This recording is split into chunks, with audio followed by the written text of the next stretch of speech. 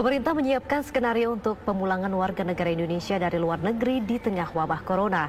Para WNI akan melalui rentetan prosedur untuk pemulangan dari luar negeri sampai ke daerah masing-masing.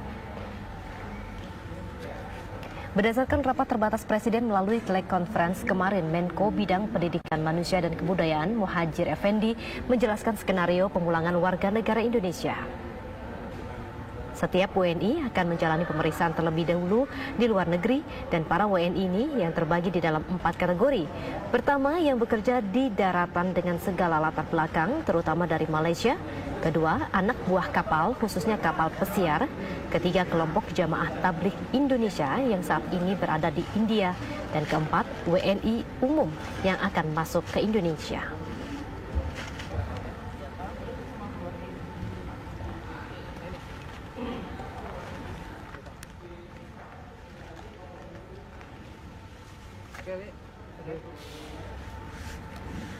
Warga negara Indonesia di luar negeri menghadapi rentetan prosedur untuk proses pemulangan sampai ke daerah masing-masing di tanah air.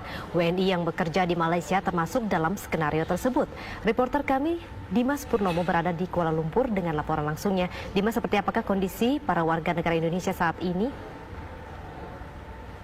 Baik, Dita serta pemirsa, dapat kami sampaikan bahwa para warga negara Indonesia di Malaysia yang turut terdampak akibat isolasi terus diupayakan untuk mendapatkan bantuan.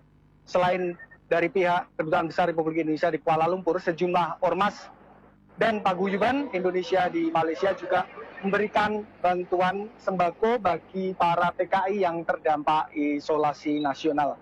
Bantuan sendiri telah mulai disebar di sejumlah kantung-kantung WNI yang berada di wilayah khususnya Kuala Lumpur hingga Selangor sejak minggu yang lalu.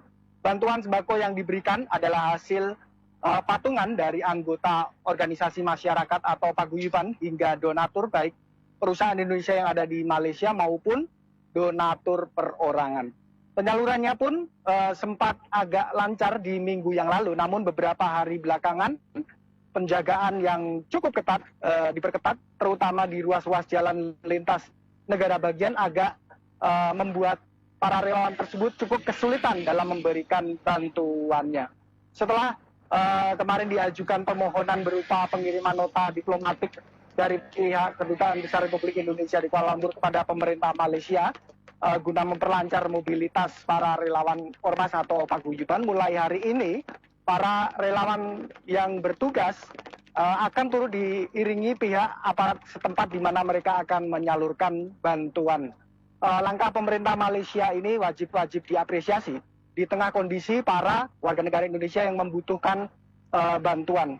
Dampak isolasi ini sangat dirasakan oleh para WNI, terutama mereka yang bekerja di sektor konstruksi atau yang bekerja dengan upah harian.